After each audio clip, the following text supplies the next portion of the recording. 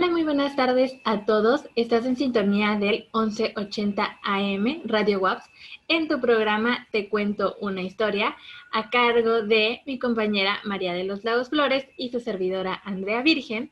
Esperamos que este programa sea de tu agrado, te guste y aprendas junto con nosotras nuevas cosas acerca de la historia de la mujer, historia de género.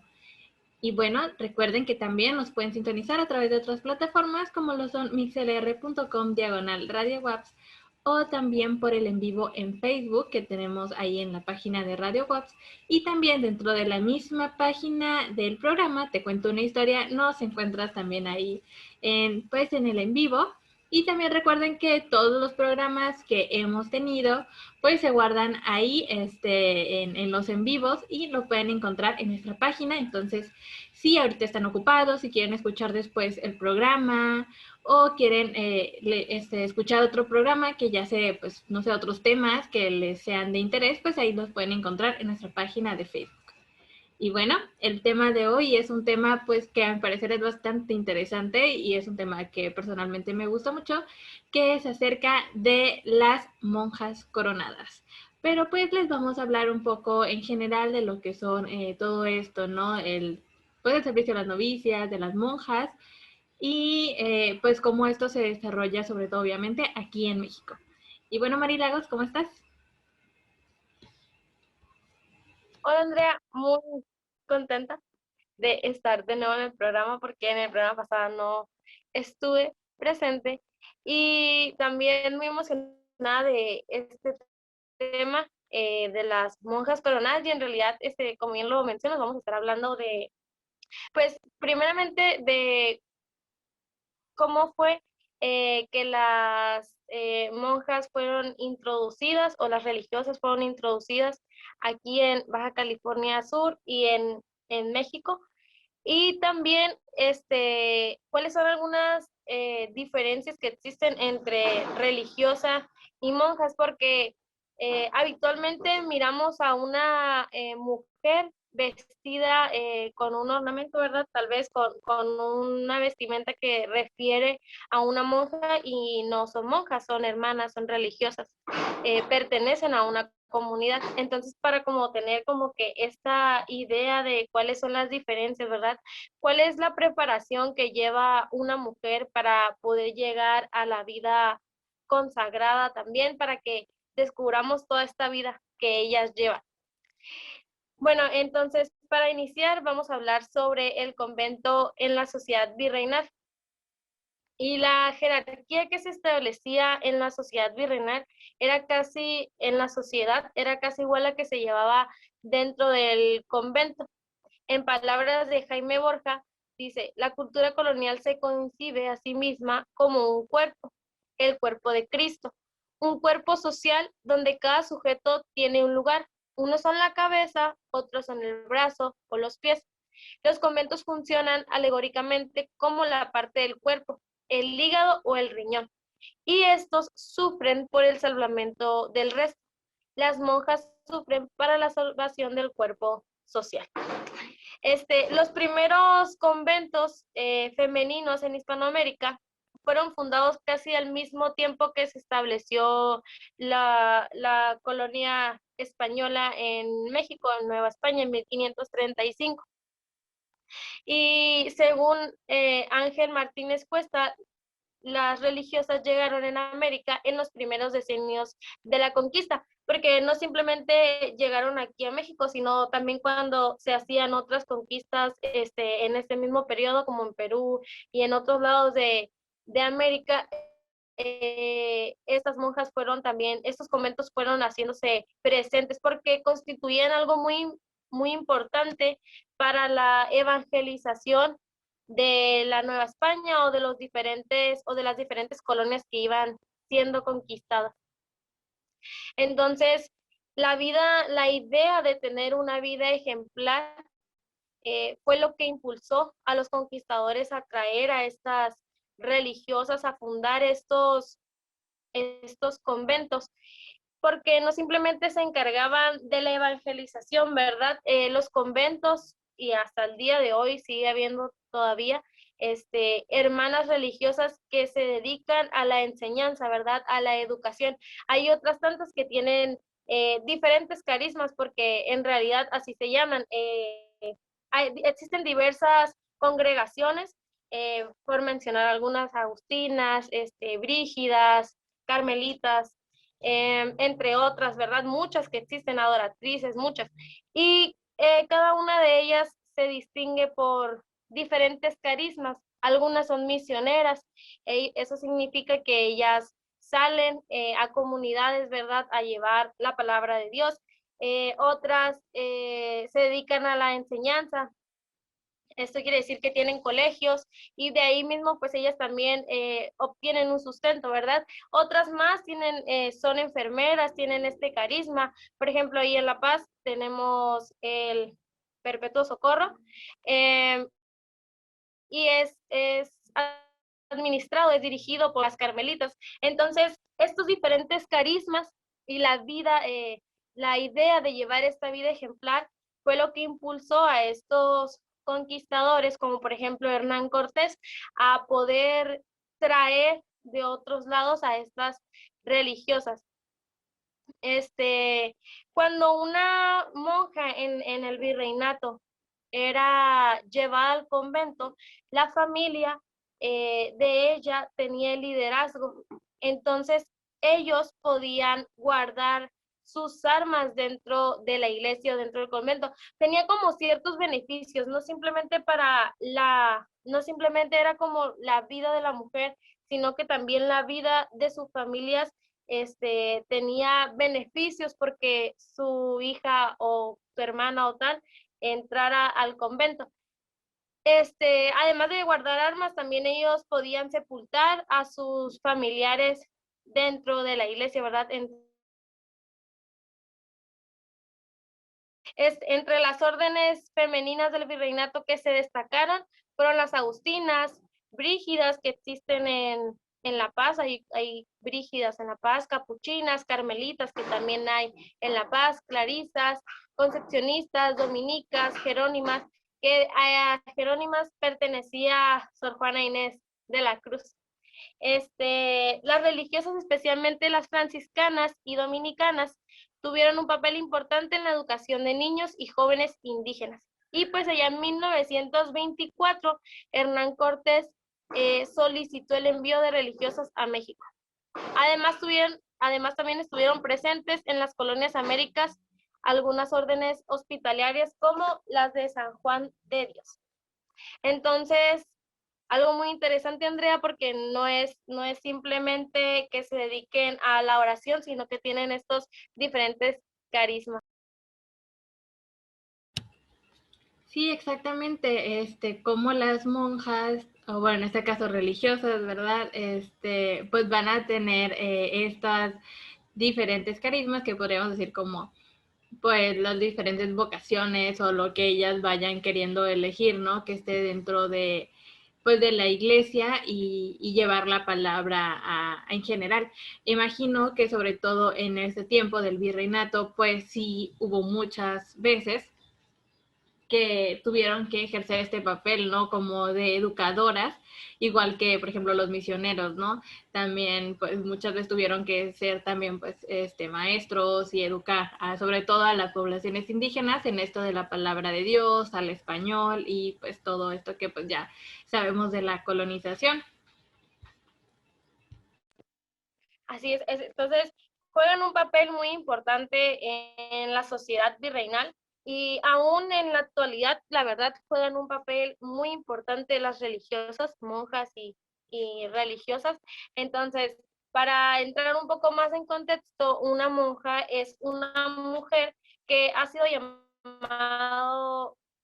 llamada a vivir en la abadía. Esto significa pues en un monasterio o en un convento como religiosa contemplativa. Esto significa que ellas van a adorar al Santísimo, ¿verdad? Ellas no van a tener, no van a salir de este convento, ellas se van a dedicar simplemente a la adoración, ¿verdad? A pedir por las almas que están afuera, etcétera. Entonces, una religiosa, una hermana, en cambio, que sí sale o que tiene este carisma de misionera, de enfermera, de educadora, no va a ser una monja, va a ser una religiosa o una hermana, como le queramos llamar. Normalmente esto conlleva vivir y trabajar dentro de un espacio designado cerrado, ser monja. Y vedado de todo el mundo, excepto a un sacerdote que va a ser el que vaya a confesarlas, ¿verdad? Simplemente los que van a tener acceso a poder ver y a poder platicar con estas religiosas, con estas monjas, perdón, van a ser los sacerdotes que irán pues a conversar con ellas, a platicar y a confesarlas. Y esto va a ser algo parecido como con los monjes. El trabajo de una monja y el de un monje se parece mucho, y de él requiere la ayuda para el sustento material de la casa. Es la oración que continúa a lo largo de todo el día por el bien de la iglesia y del mundo. Y en cambio una hermana es una mujer religiosa cuyo carisma apostólico se considera activo, es decir, que aunque tanto ella como su comunidad rezan también, ayudan a la iglesia por otros medios como la educación, la enfermería, la asistencia pastoral. Entonces, todos esos que ya mencionamos, ¿verdad? Algunas son catequistas también, tienen diversos carismas. Hay religiosos y religiosas también, por tanto, algunas de las etapas que diré a continuación son las que se deben de llevar. En el sacerdocio es diferente que lo que voy a mencionar, y en algunas congregaciones también va a variar, pero en general pues es algo así, ¿verdad? Primero son aspirantes. Es alguien que vive durante un tiempo en una comunidad, o sea, por ejemplo, vamos a poner el ejemplo de las carmelitas, que son las que tienen el hospital, el sanatorio en La Paz. Entonces, cuando una mujer se siente atraída hacia la vida religiosa y se siente cómodo con ella, va a ser un aspirante y se va a llamar prepostulantado. Ya después, una postulante es la que se ha mudado formalmente a la comunidad y vive ahora en ella, aunque continúa aún también en una fase como de interrogación, de saber si en realidad eso es lo que ella quiere ser, ¿no? Para pues decidir si en realidad es su vocación, porque en la iglesia se rigen por vocaciones, pues está ser religioso, ser laico o tener un matrimonio, ¿verdad? Estas son las vocaciones que existen dentro de la iglesia. Después va a pasar a ser una novicia, que significa en el latín nuevo o reciente. Es una postulante que ha sido recibida formalmente dentro de la comunidad, ¿verdad? Llevamos prepostulantado, postulante o postulantado y después noviciado, que es una novicia. El noviciado normalmente dura, pero no siempre es así, de 2 años para las mujeres y pues varía, ¿verdad? En ciertas congregaciones. En algunas comunidades, ya desde el noviciado, las mujeres llevan un hábito. Esto quiere decir, para que más o menos nos relacionemos, como un uniforme, aunque no es un uniforme, ¿verdad? Es un hábito. Y en algunas simplemente llevarán una ropa pues adecuada a la congregación, a lo que ellas están haciendo. Después, en el noviciado se considera una de las partes más importantes porque es en donde ellas van discerniendo si en realidad quieren ser religiosas, si en realidad quieren entregarse a la vida religiosa. Y la novicia es libre de abandonar ahí la comunidad en cualquier momento, igual en el postulantado y en el prepostulantado, en todas las etapas, ellas siempre son libres de seguir o abandonar. Después siguen los primeros votos y se realizan cuando la novicia ha completado el necesario periodo de noviciado. Y pues se solicita formalmente que ella va a hacer sus primeros votos. Estos son votos simples, que son vinculantes por la ley canónica. Dentro de la iglesia existen ciertas leyes, ¿verdad? Ellos, los sacerdotes y las religiosas, tienen derechos, de hecho los sacerdotes llevan una materia en el seminario que se llama Derecho Canónico, ¿verdad? porque ellos se rigen por otra autoridad, aparte por la civil, son juzgados, ¿verdad? Como cualquiera de nosotros, ellos dentro tienen como un jurado también, pues dentro de la iglesia existe esto. Y hay ciertas leyes establecidas, así como que en la Constitución, así, algo igual, ¿verdad? Parecido. Entonces, los primeros votos son de 3 a 5 años. Después vienen los votos, después de que vienen los primeros votos, se hace la profesión temporal y aún es un periodo de discernimiento. Es ahí ya donde tú vas a decidir qué es lo que quieres ser, ¿verdad? Si quieres ser una religiosa de contemplación o si decides ir, depende de la congregación también, ¿verdad? Si quieres ser, irte por la vocación, el carisma de la enfermería o igual de educadora, en fin. Después vienen los votos finales o perpetuos y esto significa que la mujer, la muchacha, mujer, persona, mujer, ya va a dedicarse por completo, ya ha decidido, ha llevado un proceso en el cual ella ha discernido que en realidad quiere entregarse a esta vida religiosa y hará sus votos perpetuos. En cierto sentido, ellas serán unas profesionales ya en lo que será pues la vida religiosa y también pueden desistir después de haber hecho los votos perpetuos, ¿verdad? Dentro de todo este tiempo, que son alrededor de unos 8 años, en lo que la mujer se convence por completo o decide alejarse después de hacer sus votos perpetuos, puede también decidir salir de la orden. Claro que esto conlleva también un proceso canónico, ¿verdad? Con los debidos, pues las debidas leyes que tú estás rompiendo, por así decirlo, porque por eso llevas como lo realmente. Y esto ha sido todo. Ahora platicaremos un poco de las monjas coronadas. Muchas gracias. Y qué interesante, y es importante entender eso también para saber en qué momento era cuando justamente, ¿no? Se hacía esta pintura de la monja coronada. Y bueno, también primero pues es importante, ¿no? Ir contextualizando y todo esto. Entonces, lo que ocurría también es la importancia que tiene el retrato pues en la época colonial. Y bueno, el retrato pues estaba normalmente siempre reservado para estos personajes, esos actores que tuvieran sobre todo esta relevancia política y social. Es aproximadamente en el siglo XVIII cuando se va a ubicar, ¿no? La proliferación del género, o sea, del género del retrato, asociada a un nuevo escenario en el que la sociedad americana trataba de afirmar con fuerza su propia identidad cultural criolla. Es decir, a través de los retratos, los criollos estaban intentando, pero ya es a partir del siglo XVIII, pues su identidad, ¿no? Hacerse ver como criollos y qué función tenían y qué importancia y relevancia tenían los criollos, ¿no? Pues en la sociedad colonial novohispana. A medida en que los territorios americanos de la corona española se fueron organizando tras el periodo de conquista y todo eso se fue creando, pues esta élite política, religiosa y social, y así es más o menos, ¿no? Como el retrato va a agarrar y va a tomar fuerza en esta época.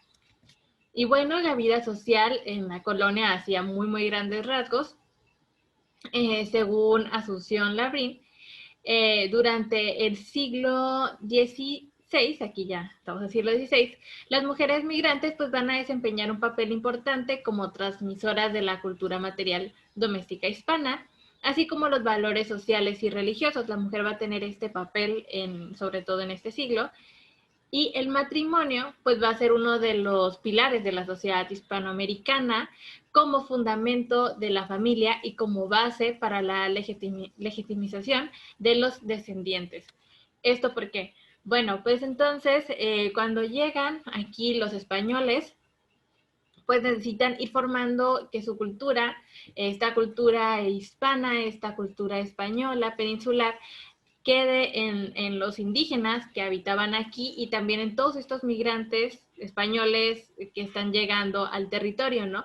Entonces, necesitan, en este caso, pues la religión y una institución, que en este caso también el matrimonio, pues vaya formalizando, vaya institucionalizando todo esto que se está haciendo en la sociedad. Entonces, el matrimonio, como se ve en la religión, en esta base, ¿no? Como la base familiar, entonces la mujer aquí va a tener como que este papel, ¿no?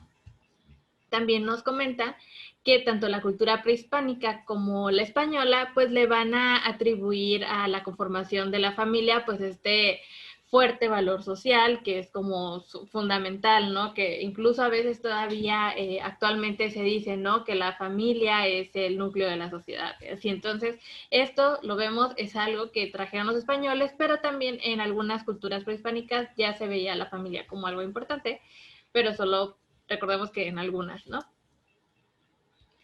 Y bueno, en el siglo justamente XVI, ambas corrientes se van a fusionar para consolidar el matrimonio como base esencial de la sociedad sana y ordenada. El modelo de conducta social pues va a ser severo, va a ser muy exigente para la mujer sobre todo.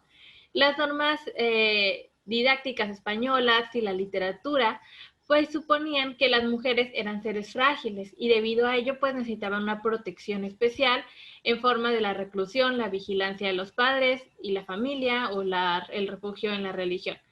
¿Qué quiere decir? Bueno, la mujer en este tiempo, en la colonia sobre todo y en el siglo XVI, pues va a tener que refugiarse y siempre estar vigilada. ¿Por qué? Porque era concebida en ese tiempo, pues que era alguien, un ser frágil, entonces no, necesita estar al cuidado siempre de la familia, del padre, sobre todo en este caso. Entonces por eso vemos que no sé, el papá no entrega al esposo y ahora el esposo es el que vigila y cuida a la mujer. O también pues tenemos el caso de la religión, ¿no? De la mujer que va y se refugia en la iglesia y ahí también es vigilada. Al mismo tiempo, se les cargaba con más responsabilidades morales a las mujeres que a los hombres, obviamente, ¿no? De ellas se les decía, ¿no? Que en la mujer quedaba la preservación de sí mismas y del honor a la familia.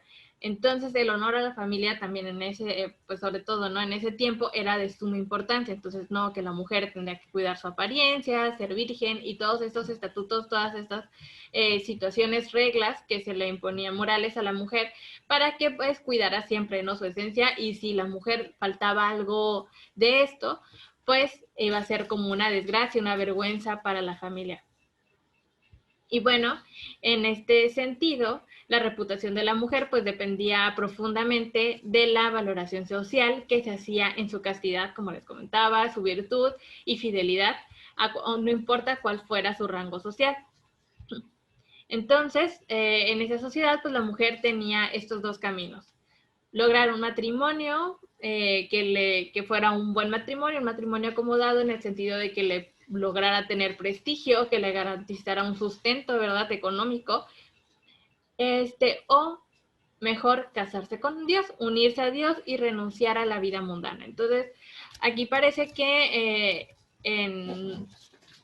pues en la colonia estas dos eran las que podía decidir, había esas dos decisiones, ¿no? Para la mujer. ¿Te querías casar con un hombre normal o querías casarte con Dios, ¿no? E ir a la vida, pues, en el convento. Y ya aquí, como nos comentó Marilagos, pues la importancia, ¿no? De los conventos en la época colonial, en la época novohispana. Entonces las mujeres pues muchas veces pues ya decidían, ¿no? De que igualmente como como comentaba Marilagos, pues unirse al convento tenía también ciertos beneficios para la familia porque pues les daban esos, ¿no? De que el entierro, que guardaran las armas, también les daba cierto prestigio social a la familia que tu hija fuera monja, que tu hija estuviera en alguna de esta congregación, les daba pues cierto privilegio, ¿no? Entonces también por eso muchas familias era como que preferían, no, pues vete mejor al camino de Dios, vete mejor de monja, ya sea que fuera decisión de ella o del padre, de la familia, que sabes qué, mejor vete de monja porque necesitamos ese prestigio. pero pues esos eran como los caminos, ¿no? Y bueno, hay toda, ¿no? Una ceremonia en este caso de la, pues de la profesión, para volverse en este caso pues monja, porque ellas iban directamente, ¿no? A quedarse encerradas en este espacio. Y bueno, la ceremonia de profesión era de gran solemnidad.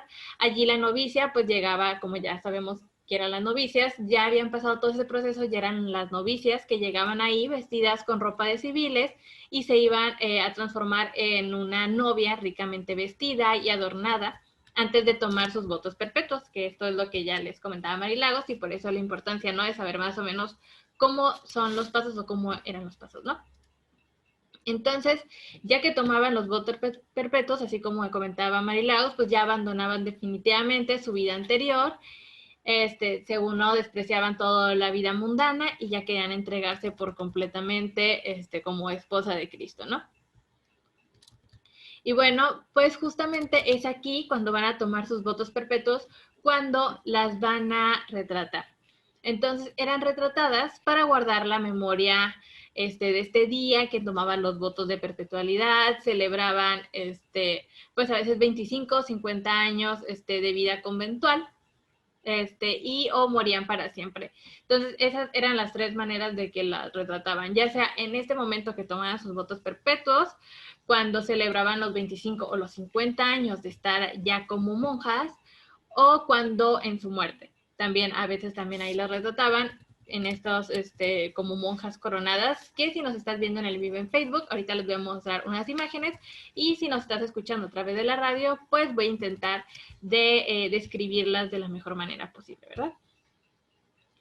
Tenemos estos retratos en museos. Por ejemplo, está el Museo Nacional del Virreinato en Tepozotlán, que tiene algunos de estos retratos, ¿no? Y bueno, de esto se da aproximadamente que desde el siglo XVII las religiosas vestían los hábitos solemnes de ceremonia de coronación, durante las cuales tomaban los votos perpetuos de obediencia, pobreza, castidad y clausura.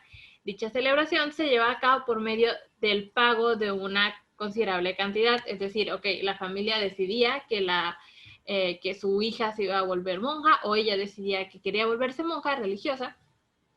Y cuando ya van a hacer los votos perpetuos y que ya se va a hacer toda esta, pues, celebración, la familia tenía que pagarle pues a toda esta congregación, ¿no? Para que aceptaran, era como una especie de dote, así el mismo dote que se le daba como al esposo con el que se iba a casar, pues en este caso se le daba a la iglesia, ¿no? Y bueno, va a variar obviamente según la condición económica de la familia. Si eran pues de un nivel adquisitivo mayor, pues podían dar un mejor dote, y a esta chica, a esta mujer, se le iba a dar mejores vestimentas, se le iba, por ejemplo, en las pinturas se ve como el que están sus coronas llenas de flores, están muchísimo más bonitas, toda la ornamentación que trae pues seguramente va a ser más cara que de alguna familia que tuviera un menor, pues, poder adquisitivo, ¿no? En este día de su toma de velo o matrimonio místico, pues ellas, como les comentaba, normalmente era en ese momento cuando eran retratadas para el recuerdo de sus familiares, quienes conservaban sobre un lienzo la imagen de la hija, que pues posiblemente nunca iban a ver de nuevo, por como les comentaba Marilagos, o sea, entran y ya no salen. O sea, cuando ya son monjas, ya entran en este lugar, en el convento, y ya no pueden salir, y ahí pues rezan y hacen solamente las actividades del convento, ¿no? Entonces el retrato de su hija coronada pues daba, como les comentaba anteriormente, pues como este estatus, y aparte pues como el recuerdo, ¿no?, de tu hija que es monja, que está en alguna congregación, dependiendo pues de cuál estuviera, y ya, ¿no?, la colgaban en su casa. Entonces también las personas que los visitaban pues ya veían el retrato y era como que, no manches, o sea, tu hija es monja y así. Y bueno, ¿no?, es justamente también en este momento que se les van a poner la palabra Sor a su nombre, ¿no?, de latín soror, que significa hermana. Y bueno, la larga ceremonia de ordenación era indicada con una procesión de la comunidad entera, a veces normalmente eran así, pero bueno, se dirigían hacia el coro bajo de la capilla conventual, así pues toda la, toda su comunidad.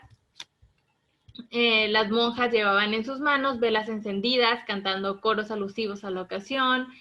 Todo esto iba dirigido por la Madre Superiora, quien llevaba un crucifijo en las manos, y pues se presentaban, ¿no?, con el hábito de gala, joyas, muy complicados adornos y vistosas muy coloridas, como esas coronas de flores, y que eran pues a veces, pues no sé, también con las velas y todo esto. También a veces tenían, por ejemplo, adornos que ya fueran de cera o de papel, que eran de pajaritos, de mariposas. También llevaban en la mano un crucifijo. Para la profesión perpetua, con votos de religiosas, pues primero aparecían con coronas, con una corona de flores o de metal, y después, después de ya vestirse otra vez, aparecían con un velo negro y una corona de espinas. Entonces, como que al inicio, cuando están tomando los votos, tienen esta bonita corona de flores, y después ya el velo negro, ¿no? En particular, pues no se sabe exactamente cuál fue el primer retrato de una monja pintada en América, pero se sabe que el retrato, por lo menos que se tiene más antiguo, es el de Sor María de Jesús Tomelín, que pues actualmente se encuentra en una colección particular. Entonces, si bien esta modalidad, ¿no?, de retratar a las monjas es traída a América desde España, la costumbre de retratar las monjas, justamente, ¿no?, luciendo esta corona de flores, pues es sobre todo de aquí, de México, ¿no?, de esos conventos novohispanos, es más o menos los que van a empezar a utilizar, pintar a las monjas, bueno, en este caso las novicias próximas a ser monjas, con esta corona de flores. Al respecto, pues hay diversos autores, ¿no?, que lo han manejado. En este caso, Montero Alarcón, quien dice que la práctica ceremonial de coronar a las religiosas se inició en la Nueva España en periodos históricos muy tempranos, ya que por estas escalas arqueológicas se evidenció que estas ceremonias datan desde el principio del siglo XVII. Entonces, pues más o menos esto es a grandes rasgos lo que es, ¿no?, todo esto de las monjas coronadas. Y bueno, a simple vista los cuadros pues van a parecer similares, incluso hasta repetitivos nos pueden parecer, porque pues van a plasmar a la monja ya sea de cuerpo entero o solo hasta la cintura, con su corona de flores, y en las manos normalmente van a llevar palmas cubiertas con flores, lo que hace que pues parezcan como ramilletes, y en la otra mano una vela. En algunos casos, estas figuras también se condensan en una sola, o sea, el ramillete y con las flores y así, y la vela. Y bueno, asimismo puede verse representado también un crucifijo o una imagen del niño Jesús. Se trata de retratos normalmente hechos a óleo sobre lienzo con una tendencia al claroscuro. Si bien pues la utilización de estos colores pues debía atenerse estrictamente, obviamente, ¿no?, a los cánones impuestos por la iconografía religiosa, pues también hay variaciones en las tonalidades de las coloridas coronas y palmas que buscaban realizarse, ¿no?, con detalle y realismo. En su mayoría, pues son figuras que van a ser estéticas, y en todos los casos se verá la imagen dispuesta normalmente de 3/4 de perfil, con variaciones en las miradas, porque alguna pues va a estar mirando al suelo, otra hacia arriba, y así. Y bueno, rápido para que vean algunas imágenes. Igualmente es importante y es bien interesante que cada imagen, cada artículo o cada objeto que vemos en la pintura tiene también eh, su respectivo como objetivo, tiene su significado. Entonces, que la corona tiene un significado, el hábito tiene un significado, la vela tiene un significado. Y así, Marilagos, ¿tú algo que quieras comentar? De hecho, yo estaba también checando todos los significados que tiene, porque cada elemento que trae consigo la monja en, en, en, en la pintura, ¿verdad? En este día tan especial, pues tiene su significado. Entonces, rápidamente, porque se nos va a acabar el tiempo, vamos a darle como que una checada a estas pinturas.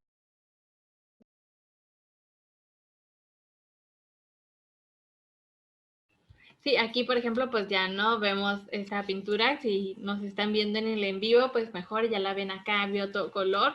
Si no, pues ahí se la describo pues rápidamente, es una, pues ya podríamos verla prácticamente con el hábito que como monja casi, tiene una corona de flores, flores corolas rojas, azules, blancas. Ella nos pues, está pintada mirando hacia enfrente, tiene en una mano al niño Jesús, va a tener una moneda, que bueno, es como una especie de moneda aquí grande en el pecho. También pues está agarrando lo que no se ve exactamente, pero lo que como les comentaba es una vela con palmas y adornada con flores. Aquí igualmente no hay otra imagen. Aquí también podemos ver otras tres, pero todas son, como les comentaba, es prácticamente, por eso a veces puede ser como que repetitivo. Aquí, por ejemplo, tenemos dos imágenes donde las monjas, bueno, novicias, próximas monjas, están volteando hacia el suelo, otra sí está volteando hacia enfrente. Podemos ver también, por ejemplo, que unas tienen más adornos. Tenemos a la primera, que tiene una gran corona y muchas flores.